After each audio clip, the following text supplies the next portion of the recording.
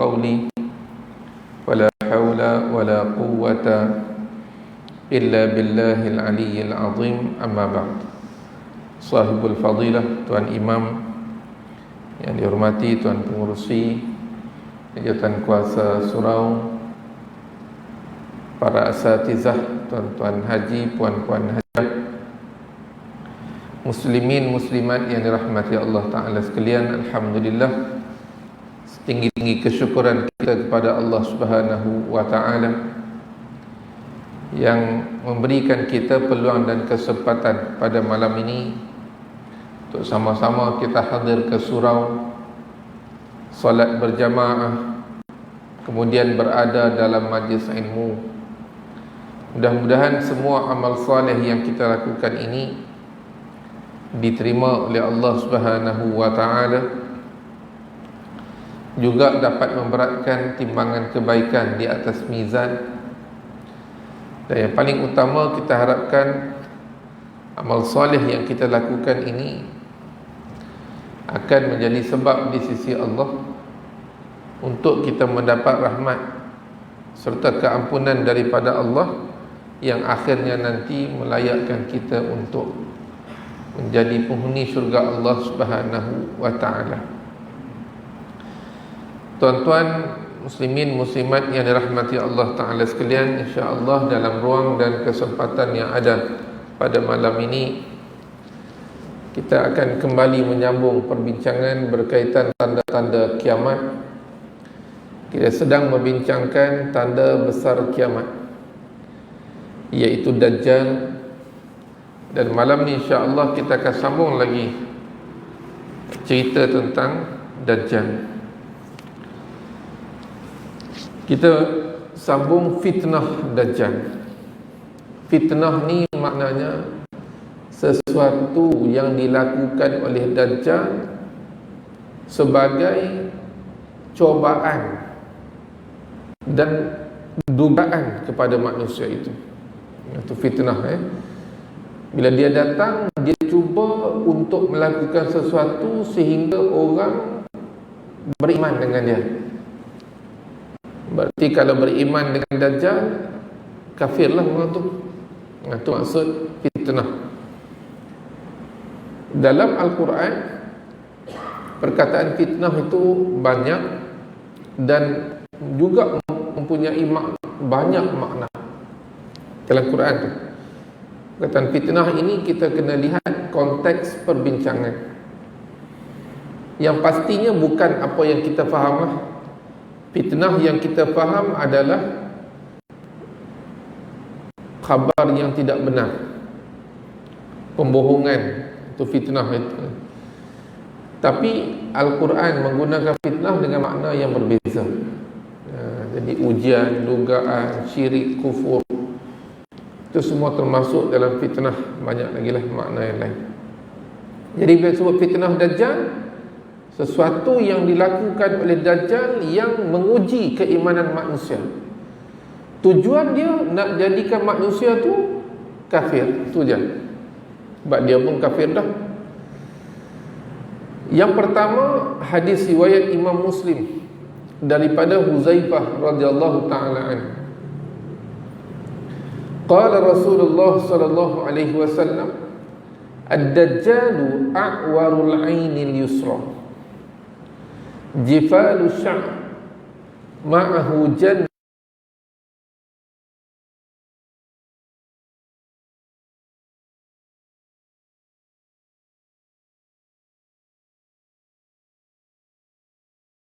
Ni kalau ditakdirkan Allah sampai zaman ni, boleh jadi tak kita sempat sampai zaman ni? Boleh jadi.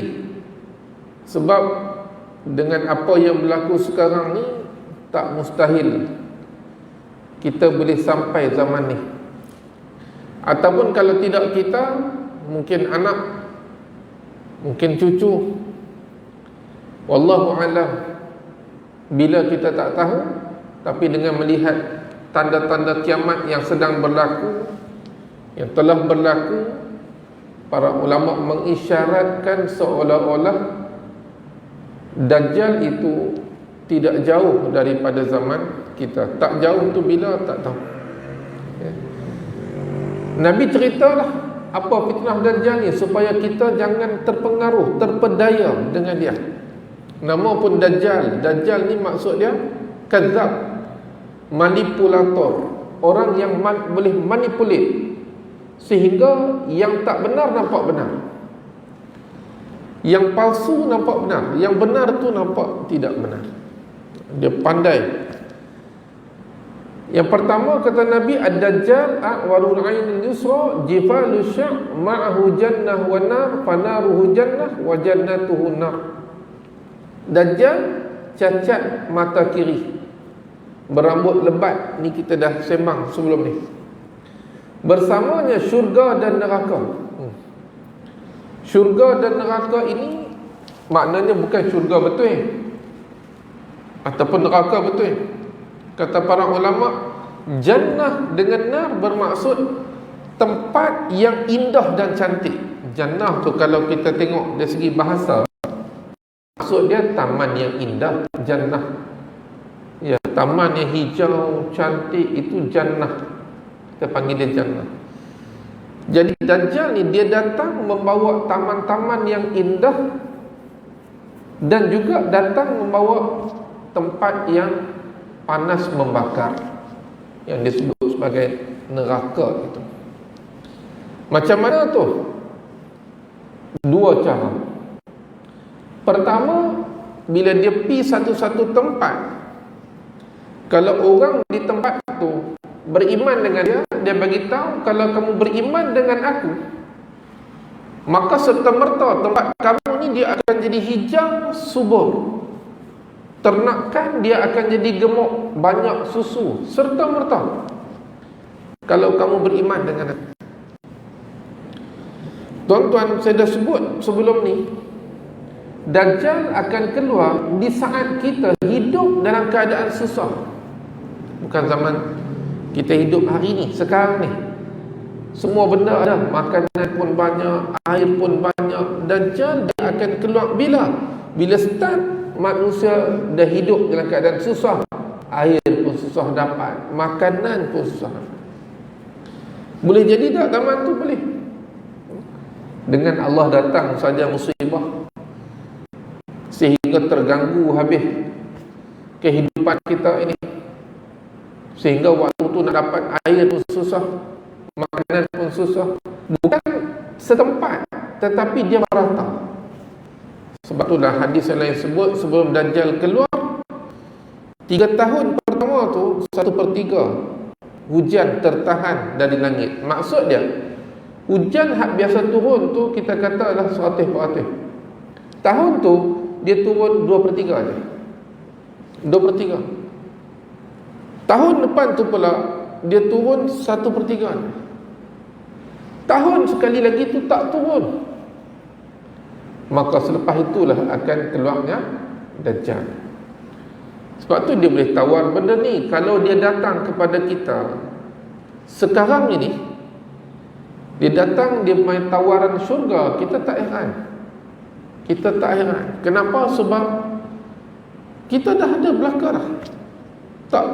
Tak akan tertarik, tak perlu berhajat pun kepada dia.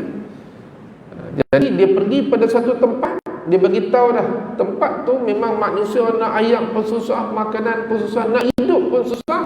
Dia kata, kalau kamu beriman dengan aku saja, kamu kata aku ni Tuhan, semua akan berubah. Bila dia isyaratkan kepada langit turun hujan, serta-merta hujan turun. Tu fitnah tu, ujian yang besar kepada manusia. Bila dikata pada binatang ditunjuk binatang, serta-merta binatang tu akan jadi gemuk dan banyak susu, serta-merta depan manusia. Tapi bila dia pergi satu tempat dan tempat tu tak beriman dengan dia, ada. Dia pergi satu tempat tu, tempat ni menolak, tak mau beriman, maka hak mana yang ada sikit-sikit habis. Itu satu tafsiran pertama. Tafsiran yang kedua, bila dia sampai sahaja, Dajjal ni dia akan isyaratkan sebelah kanan dia. Dia isyarat sebelah kanan, maka sebelah kanan Dajjal itu kelihatan taman yang sangat indah dan cantik. Dia isyaratkan sebelah kiri dia serta-merta jadi kawasan yang membakar. Maka diberi pilihan kepada penduduk di situ. Sekarang kamu pilih, kamu nak yang mana? Kalau kamu nak masuk taman indah ni dengan buah pun banyak, dengan air sungai ada, dengan komplit lah taman ni, senang je. Kamu mengaku aku Tuhan, serta-merta kamu masuk. Tapi kalau kamu tak mengaku aku Tuhan ni, tempat dia, tempat neraka ni, api yang membakar. Sebab itulah disebut tidak ada fitnah yang lebih besar daripada fitnah Dajjal. Sebab kemunculannya menyebabkan ramai orang kafir. Berbeza dengan Ya'juj Ma'juj. Ya'juj Ma'juj pun jahat. Tapi jahat-jahat Ya'juj Ma'juj ni, dia tidak berkait dengan akidah. Dia keluar sahaja, siapa yang ada dekat laluan dia, bunuh. Dia tak kira, dia tak main tanya hang Muslim ke tidak, kafir ke tidak, tak ada lah Ya'juj Ma'juj ni. Dia jahat jenis tu. Tapi Dajjal memang tujuannya nak menyesatkan manusia, menjadikan manusia itu kafir dengan cara beriman kepada dia. Jadi kalau dah hidup susah tuan-tuan, nampak depan mata real, tak pernah kita tengok satu pokok buah dia begitu, tiba-tiba ada depan mata kita, agak-agak lagu mana. Maka di sinilah letak antara kepercayaan, i'tiqad dalam hati dengan apa yang dilihat oleh mata. Agak-agak tuan-tuan, mana yang lebih kuat? Yang kita tengok depan mata kita, ataupun sesuatu yang kita percaya dalam hati tak nampak? Mesti yang kita lihat dengan mata, yang tu lebih mempengaruhi diri kita berbanding apa yang kita simpan dalam hati. Maka begitulah yang berlaku.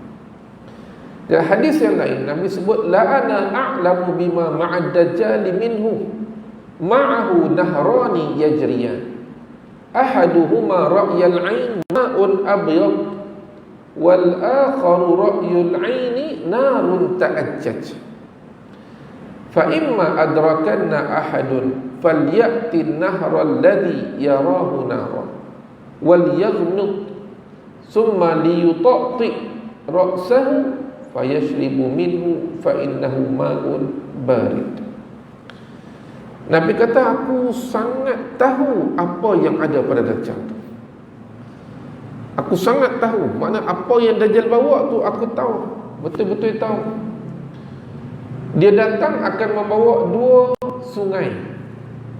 Macam tadi sebut tadi lah, dua sungai tu bukan dia maheret dua sungai tak. Dia sampai satu tempat, dia terus isyarat sebelah kanan dia jadi sungai, isyarat sebelah kiri jadi sungai. Ada dua anak sungai.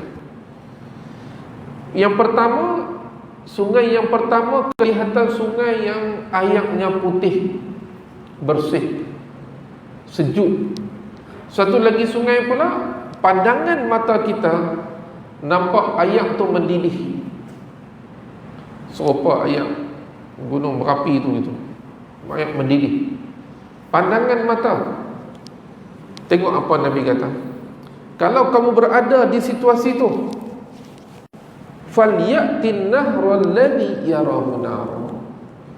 Kalau kamu duduk situasi itu, depan mata kamu ada dua sungai, maka kata Nabi, pergilah sungai yang pada pandangan kamu, mata kamu tu sungai yang menyala-nyala, yang mendidih. Pergi ke sungai itu. Wal yaghmid, bukan takat pergi, celup kepala kamu dalam tu. Oh ya, ini bukan senang. Depan mata nampak. Di sini letak keyakinan ni.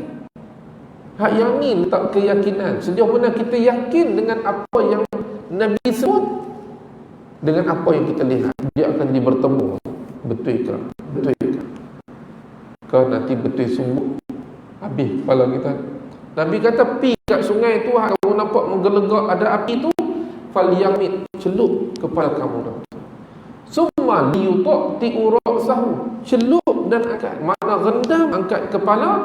Nabi kata minum air tu, air yang nampak panas membakar tu. Fa innahu ma'un barid. Nabi bagi tahu air tu sebenarnya air yang sejuk. Mana sedaplah sejuk ni. Kan air dalam peti air sejuk. Ini nampak tuan-tuan. Nabi sebut dah ra'yal ain. Pada pandangan mata betul. Sungai tu memang air dia putih bersih cantik. Sungai lagi satu pula menyala-nyala. Ra'yal ain. Kita tengok macam hari ni tuan-tuan. Pernah tengok kan magic sihir lah, tengok dalam TV sampai dia boleh potong badan apa semua. Hak yang orang duk tengok tunjuk trik-trik tu, hak yang ni betul-betul dibuat. Contohlah kan, nampak sampai mata kita belek kiri kanan apa semua. Betul tu pandang kata. Padahal sihir itu sahiru ayunan nas.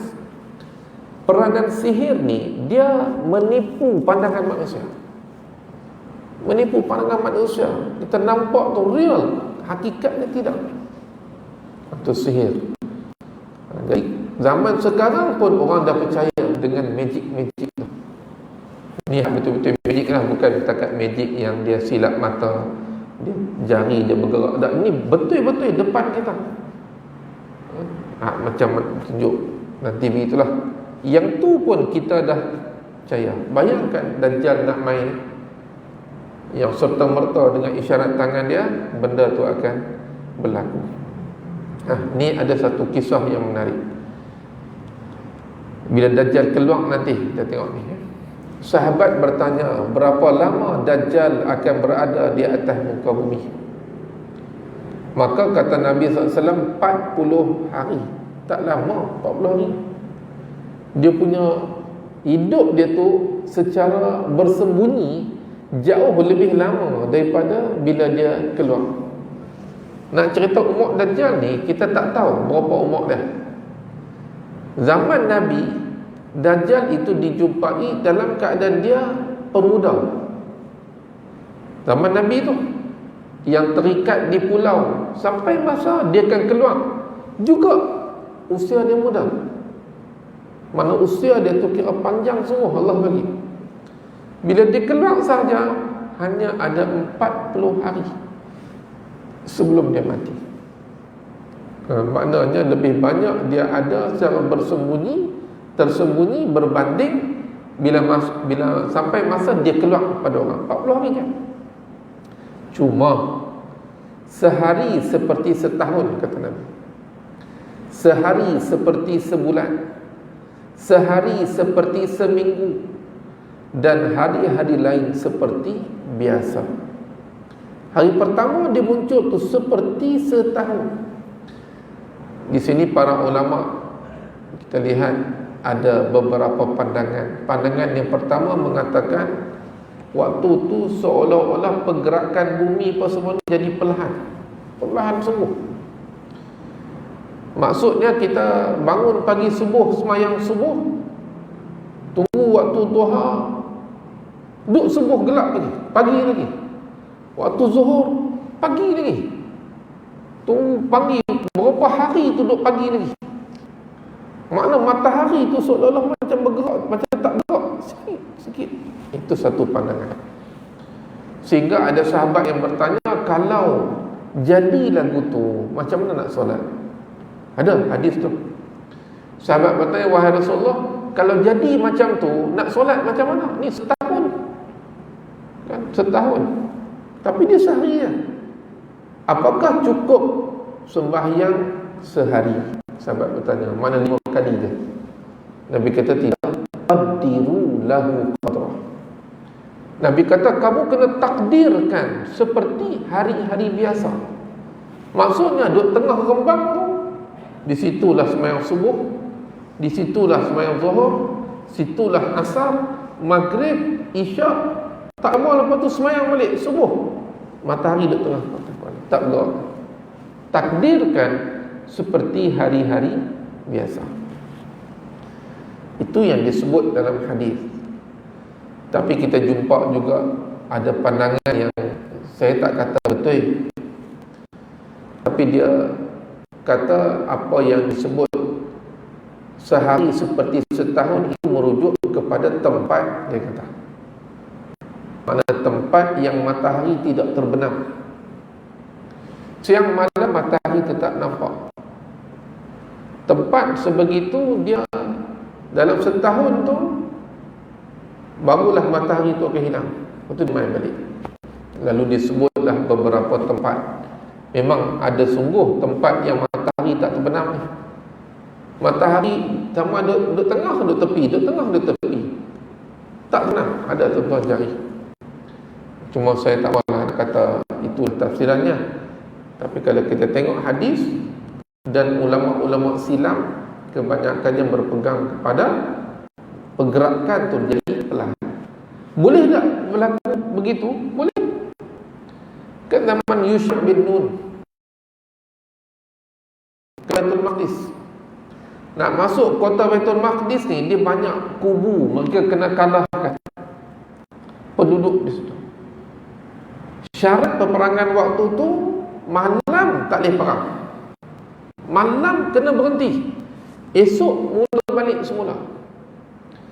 Jadi mereka dah, Bani Israel ni dah sampai kubu yang terakhir. Kubu terakhir tu matahari nak terbenam dah.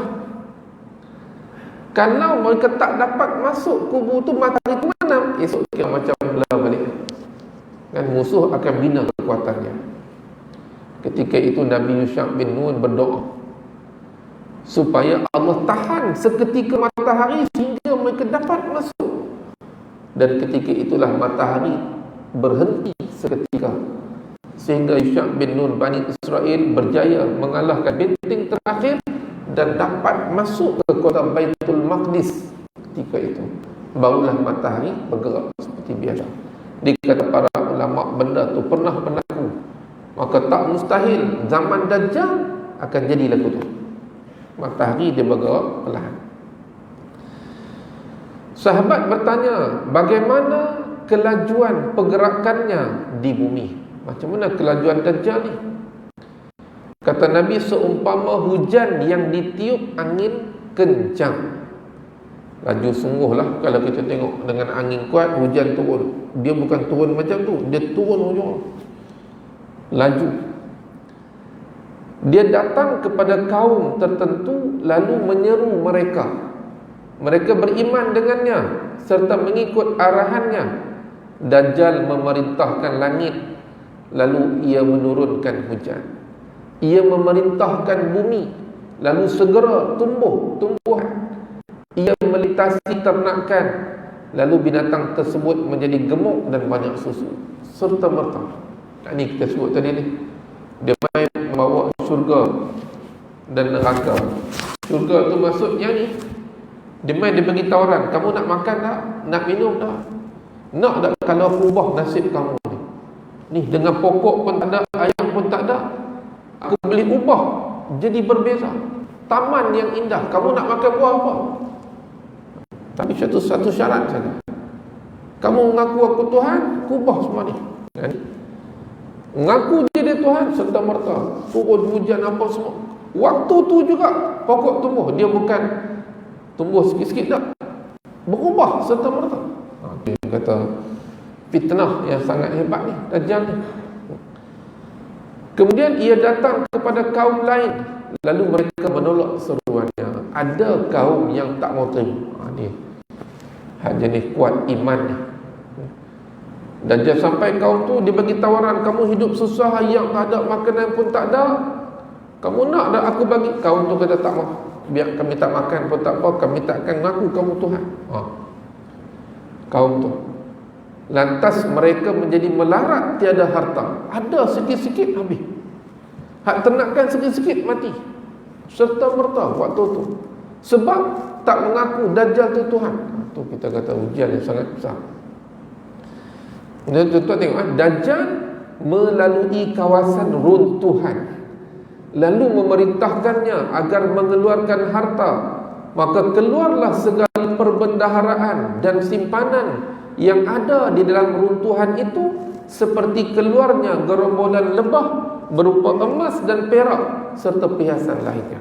Ulama mengatakan hadis ini menjadi satu petunjuk yang Dajjal tidak keluar ketika manusia hidup selesa. Hadis ni dia pergi ke runtuhan bangunan. Maknanya waktu tu memang susah. Dengan musibah malapetaka, bangunan-bangunan yang ada runtuh, kita takat boleh hidup lah, berteduh-teduh kat mana. Boleh jadi tak benda tu? Boleh. Tak payah banyak lah, kita tak minta benda tu. Wal'iyazubillah. Kita berharap janganlah berlaku. Kalau Allah bawa mailah gegaran yang kuat. Gegaran yang kuat. Sekira-kira dengan gegaran tu tak ada bangunan yang boleh kekal runtuh. Masa tu memang tak mampu dah nak bangunkan semula dalam keadaan begitu.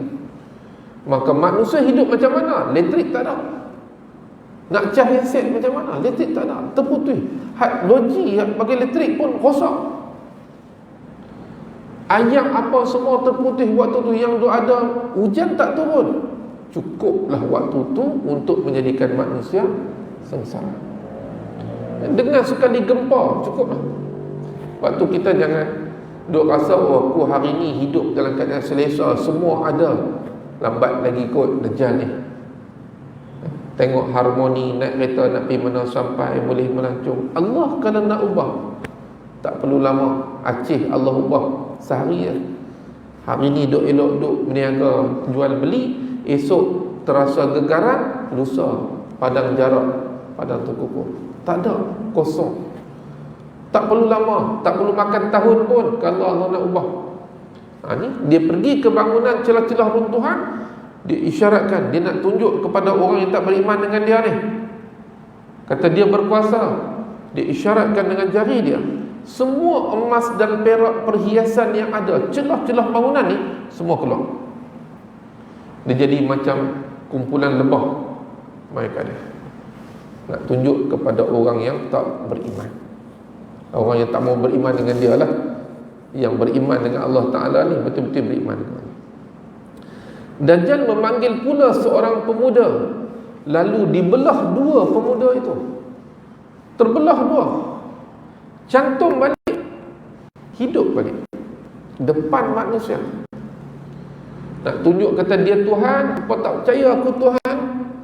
Pemuda ni dia pun ambil pedang, serang, belah dua. Memang dia lalu tengah-tengah. Dalam hadis lain sebut terbelah dua, lalu tengah-tengah. Makna betul-betul terbelah. Ni bukan lagi hak magic kita tengok belah kat pinggang apa semua ni. Terbelah, bukan belah kat pinggang, belah kepala, terbelah dua. Lepas tu dia isyaratkan tangan, cantum balik. Cakap macam biasa pemuda tu.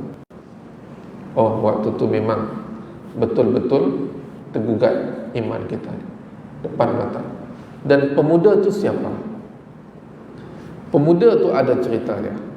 Pemuda hak Dajjal bunuh belah dua tu ada cerita dia. Siapa pemuda tu? Pemuda tu adalah pemuda yang tinggal dalam Madinah Al-Munawwarah. Dajjal dia tak boleh masuk Madinah, tak boleh masuk Makkah. Sebelum ni kita baca hadis tak boleh masuk juga Al-Aqsa dan kawasan sekitarnya, tak boleh masuk juga Masjid Tur Sina dan sekitarnya. Habis dibuat macam mana? Maka dia hentakkan kaki dia luar Madinah itu supaya jadi gegaran. Sehingga penduduk Madinah ni yang mana yang hati kotor, hak mana yang tak elok, mereka akan keluar sendiri daripada Madinah itu untuk bertemu dengan Dajjal. Bukan kata semua duduk Madinah tu baik, di Makkah tu baik. Macam-macam golongan ada dekat situ. Biar Dajjal muncul saja di Madinah, mereka akan sendirinya keluar daripada Madinah pergi jumpa Dajjal. Termasuk yang keluar itu seorang pemuda. Dia kuat iman dia. Ni pemuda ni. Hak kata belah dua ni. Dia keluar bukan semata, bukan tujuannya nak pergi iktiraf Dajjal. Dia nak selamatkan orang lain yang keluar supaya orang tahu itu Dajjal. Dia pun pergilah bertemu dengan Dajjal. Dia kata, aku bersaksi engkau adalah Dajjal yang telah diberitahu oleh Rasulullah SAW. Dia cakap begitu depan orang ramai. Orang ramai ni memang mai nak menyanjung, mengangkat Dajjal dia lah. Lalu dia pun dengan suara yang kuat dia kata, asyhadu, aku bersaksi, annaka Dajjal, engkaulah Dajjal yang Rasulullah pernah bagi tahu. Dajjal pun pandang pemuda ni. Dajjal pun kata pada orang ramai duk sembah dia, duk angkat dia. Dia kata, apa pandangan kamu semua kalau aku bunuh pemuda ini, kemudian aku hidupkan dia semula? Adakah kamu semua masih ragu-ragu aku ni Tuhan? Orang ni tanya semua. Jadi orang pun kata, oh tidak, yalah, kalau kamu boleh belah hidup balik, memang Tuhan lah menghidupkan dan mematikan. Lalu Dajjal pun, pemuda hak bercakap tadi, dia pun dia bunuh. Hak yang tadi kita kata bunuh belah dua, itulah dia pemuda. Lalu dibunuh, belah, mati. Kemudian diisyaratkan bercantum hidup balik. Bila hidup balik sahaja, pemuda tu kata apa? Dia kata, wallahi ma kuntu fika ashaddu basirah minni al-yawm. Dia kata, demi Allah, pada hari ini adalah bukti yang paling nyata yang engkaulah Dajjal. Sebab Rasulullah pernah bagi tahu yang Dajjal ni akan bunuh seorang dan mencantumkan semula, dan apa yang kau buat ini membenarkan apa yang sebut. Ni pemuda ni. Lepas tu Dajjal nak cuba bunuh semula, tak boleh dah. Allah jadikan tubuh pemuda ni takluk untuk Dajjal tadi. Ni pemuda tu. Siapa pemuda tu? Misteri. Walaupun kalau kita tengok video-video rakaman, pernah suatu ketika dahulu dikatakan ada seorang budak yang lahir, dan dikatakan pemuda itulah yang nanti yang akan berhadapan dengan Dajjal itu. Katanya daripada kecil-kecil lagi dia bercakap, lahir bercakap, kemudian dia cakap macam mana budak-budak yang baru lahir bercakap lah. Dia bercakap dengan suara jelas, akulah lelaki. Ni lelaki ni yang akan berhadapan dengan Dajjal ini. Lepas tu tak bercakap dah, kononnya disembunyikan budak tu. Yang ni misteri, betul tak betul tak tahu. Tapi ada rakaman tu dalam YouTube, satu siaran TV Arab. Kalau nak kira umur pemuda tu lah ni, barangkali 30-an. Umur pemuda tu lah ni 30-an ataupun awal 30-an. Lepas tu orang kata, sebab bila dia jumpa Dajjal dia masih muda, maknanya dalam lingkungan 30 ke 40 lebih. Mak dia, kalaulah lelaki tu betul, makna dia ada dalam 10 tahun, 5 tahun, 10 tahun. Tapi kita nak pegang tak boleh lah benda tu. Mungkin jadi betul, mungkin tak betul. Tapi nak cerita, tuan-tuan cuba carilah YouTube satu wawancara. Saya buka, bila saya dengar satu ceramah Indonesia, saya cari dan saya jumpa yang kononnya pemuda ini telah pun dilahirkan. Baik. Kemudian fitnah Dajjal juga. Dajjal ni dia akan pergi berjumpa orang A'rab. A'rab ni orang Badawi yang tinggal di hulu-hulu yang duk berpindah-pindah. Mereka ni disebut ilmu kurang kerana kesibukan untuk hidup mereka ni. Badawi, nomad. Maka Dajjal pergi jumpa. Dajjal kata, kalau aku boleh hidupkan semula mak dan ayah kamu, apakah kamu akan mengaku aku sebagai Tuhan? Jadi orang tu kata, ya, kalau kamu boleh hidupkan mak ayah kamu aku kamu Tuhan. Lalu Dajjal pun mengisyaratkan dengan tangannya serta merta dua syaitan yang menjadi tentera Dajjal itu menyerupai betul-betul mak dan ayah dia yang telah mati. Tak lari sikit pun. Ini tak heran tuan-tuan kalau kita tengok duk kisah rencana apakah Discovery duk cerita hantu kat negara barat lah apa sebagainya kan, yang dia boleh bagi tahu tentang si mati ni tahun bila lahir, kononnya hantu tahun 1870-an 80-an duduk dalam rumah tu, roh tak boleh keluar. Bukan orang tu, syaitan. Dia kenal dan dia boleh bagi tahu. Orang tu ingat, oh ini mungkin roh ni tak dapat pulang, dia kata. Terhalang duduk dalam rumah tu, kacau rumah tu. Syaitan. Seperti inilah dia boleh jadi betul-betul. Bila jadi mak ayah dia tu, mak ayah dia berkata pula, wahai anakku, ikutlah dia, sesungguhnya dia adalah Tuhanmu. Kamu kena ikut Dajjal ni, inilah Tuhan kamu. Jadi orang-orang Arab Badui yang ada, mana-mana Arab Badui yang kosmo ni, semua akan mengaku dia sebagai Tuhan.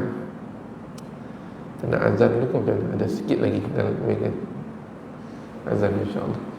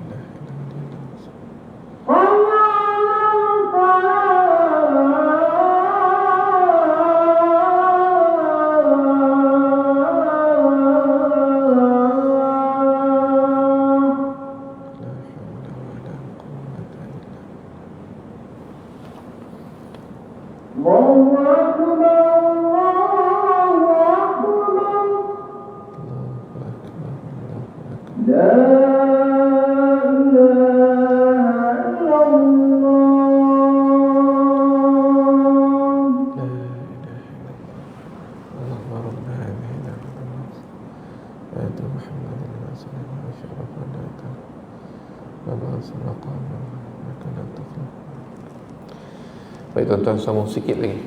Dalam beberapa minit kita berhenti. Apakah amalan yang boleh kita lakukan supaya selamat dari Dajjal? Yang pertama, sudah pastilah kita kena ada ilmu yang benar tentang agama, ilmu akidah khususnya. Kita kenal yang kata Allah itu apa sifatnya, supaya kita tidak terpedaya dengan apa yang kita lihat. Tuhan tidak ada keaiban, Tuhan maha sempurna. Ni mai pula mata cacat, dengan kaki pun ada cacat, mengaku Tuhan, Tuhan bukan begitu. Yang kedua, Tuhan tak dapat dilihat, belum masanya. Habis siapa pun main mengaku Tuhan duduk depan mata kita begini, makna dia palsu. Perkara-perkara asas akidah kena mantap supaya kita dapat bezakan yang benar yang batil. Yang kedua, banyak berdoa. Nabi ajak kita, idza tasyahada ahadukum, apabila selesai kita bertasyahud, innaka hamidun majid, sebelum bagi salam baca doa, Allahumma inni a'udzubika min azabi jahannam wa min azabil qabr wa min fitnatil mahya wal mamat wa min syarri fitnatil masih dajjal. Tak boleh ku Arab, Melayu pun tak apa. Innaka hamidun majid, ya Allah aku mohon perlindungan kepadamu ya Allah daripada siksaan azab neraka. Yang kedua, siksaan azab kubur.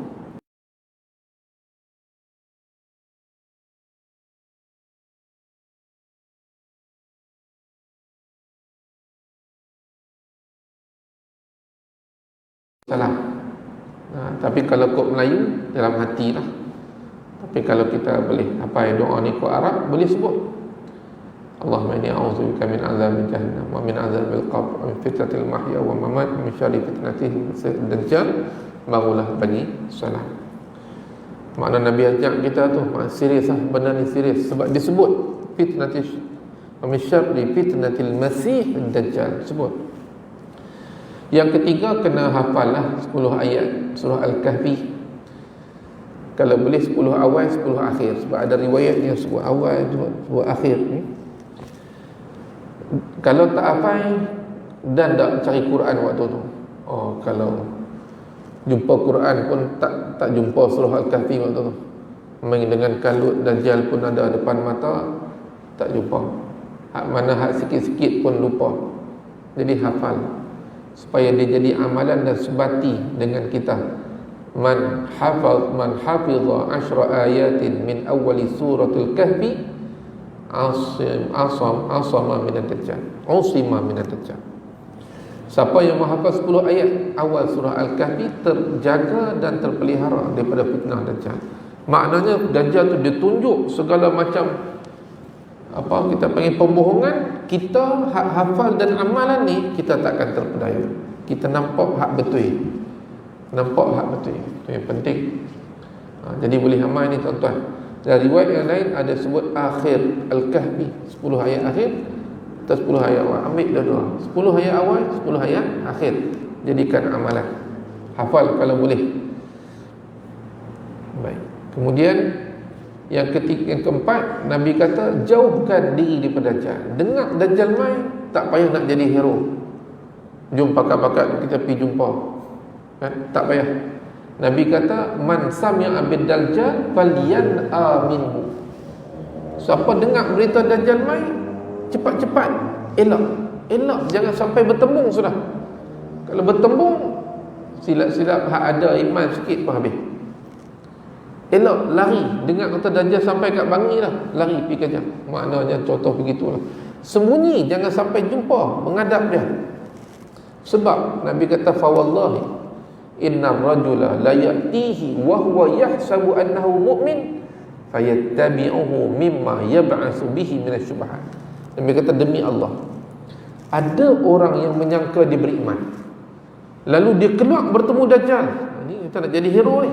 Keluar bertemu Dajjal, maka serta-merta dia ikut Dajjal. Padahal keluar tu awal nak tunjuk kata dia beriman, nak selamatkan orang lain kononnya. Nabi guna sini, ni ditakrib. Serta-merta dia jumpa Dajjal, Dajjal tunjuk sikit saja, serta-merta dia jadi pengikut Dajjal. Kata takut tu, lari elok. Dan bagaimanakah Dajjal dimatikan oleh Allah? Bagaimanakah kemusnahan Dajjal? Allah dah tentukan dah. Dajjal pun tahu yang kematiannya itu dengan sebab yang Allah tentukan, iaitu di tangan Nabi Isa alaihi salam. Siapa pun yang lain tak boleh bunuh dia. Allah dah tentukan begitu. Di tangan Nabi Isa. Dajjal tahu tak? Dajjal tahu. Sebab tu bila mana turun Nabi Isa turun sahaja, Ketika itu orang Islam terkepung di Damsyik, Syam. Dajjal dia tahu saja Nabi Isa turun, lari terus. Padahal ketika tu mereka sedang kepung ni orang Islam. Dengar Nabi Isa dah turun, serta merta lari ke mana? Menuju ke kota Baitul Maqdis. Lari ke situ, makna dia turun daripada Syam, turun ke bawah, masuk Palestin. Dan Nabi Isa selesai sembahyang subuh, Nabi Isa mengajak orang Islam untuk memburu dan mencari Dajjal. Ketika itu dia terbalik. Sebelum ni yang diburu umat Islam. Bila mana turun Nabi Isa, maka keadaan berubah. Umat Islam pula memburu Dajjal. Dajjal lari terus. Sehinggalah Allah takdirkan bertemu Dajjal dan dengan Nabi Isa di Bab Lut di Palestin. Tuan-tuan boleh cari di internet Bab Lut Lamdan. Di Palestin memang ada, tak ada apalah, biasa, bangunan-bangunan biasa. Tapi di situ Dajjal akan dibunuh. Kalaupun Nabi Isa tak tikam Dajjal tu, duduk diri je depan Dajjal, dia akan mati ke? Sebab Dajjal ni dia akan jadi lembek. Depan Nabi Isa tu dia akan jadi lembek. Tapi dia tak cayang tu cepat macam ais. Dia seperti mana garam mencair, mana dia ambil masa, tapi dia akan jadi lembek. Maka segera dibunuh oleh Nabi Isa. Lepas Nabi Isa bunuh Dajjal, orang Yahudi berselerak lari. Selepas itulah yang kita kata, kita baca balik hadis tanda kiamat kecil tu, iaitu Dajjal, orang Yahudi dibunuh bila mereka sembunyi belakang pokok, pokok cakap, belakang batu, batu cakap, belakang apa pun, benda tu akan cakap. Ya Muslim khalfi Yahudiyun ta'ala faqtulhu. Wahai Muslim, belakang aku ada orang Yahudi, mai bunuh dia. Kecuali pokok Gharqad. Pokok Gharqad pun saya dah tunjuk pada tuan-tuan, kalau tak salah lah, pokok tu bagaimana rupa pokok tu. Dan ia bukanlah satu kemuliaan kepada orang Yahudi, tidak. Pokok berduri, sekira-kira nak sembunyi di situ kena tahan duri dia juga. Dan yang kedua, kalau nak cari orang Dajjal ni, cari pokok tu je. Cari pokok tu je. Dan mereka ni bangsa yang nak hidup, jadi mereka sanggup bunuh sama sendiri untuk selamatkan diri. Maka tak mustahil, dengan sebab nak bersembunyi pokok Gharqad ni, mereka sanggup bunuh kaum mereka sembunyi. Dan umat Islam pun nak cari, tak payah susah, cari pokok Gharqad tu saja, adalah kat situ. Baik. Jadi begitulah pengakhiran cerita Dajjal. Pengakhiran yang sangat tragis. Bukan sikit yang akan dibunuh waktu itu. Dajjal dengan pengikut-pengikut dia. Di mana orang Kristian? Di mana orang Kristian? Sebab cerita Dajjal ni orang Kristian macam tak ada, tak nampak peranan kan? Orang Yahudi ada ikut Dajjal. Di mana orang Kristian? Orang Kristian mereka macam Islam, mereka menunggu turunnya Nabi Isa. Kononnya akan bersama dengan mereka menentang Antikris. Antikris ni menurut mereka adalah orang Islam. Dan juga yang Dajjal ni lah, menurut orang Kristian, betul-betul Kristian ni, mereka tak terlibat dengan Dajjal. Jadi bila mana turun Nabi Isa akan berhujah dan membetulkan mereka, sehingga disebut, maka orang Kristian itu akan kembali beriman. Maknanya mereka tahu penyelewengan yang telah dilakukan oleh orang pengikut Nabi Isa selepas itulah, rahib-rahib dan sebagainya. Maka mereka akan kembali beriman dan bersama dengan orang beriman. Itu kisah Nabi Isa, orang Kristian. Sebab tu orang Kristian ini dalam Quran pun sebut mereka lebih dekat dengan Islam berbanding Yahudi. Yahudi ni lagi jauh, tapi mereka tetap tidak beriman lah, kafir. Tapi sampai masa Nabi Isa turun, mereka akan kembali beriman. Maknanya ketika itu status mereka Muslim. Mereka akan bersama dengan Islam. Habis Dajjal, selesai? Tak selesai lagi. Tak lama lepas tu sampai pula sampai pula satu khabar akan keluarnya Ya'juj dan Ma'juj. Yang tu cerita kita insya-Allah pada kuliah yang akan datang. Maknanya Dajjal ini baru satu bab. Ya'juj Ma'juj tu dahsyat, kemusnahan, kerosakan, kezaliman, kejahatan. Ya'juj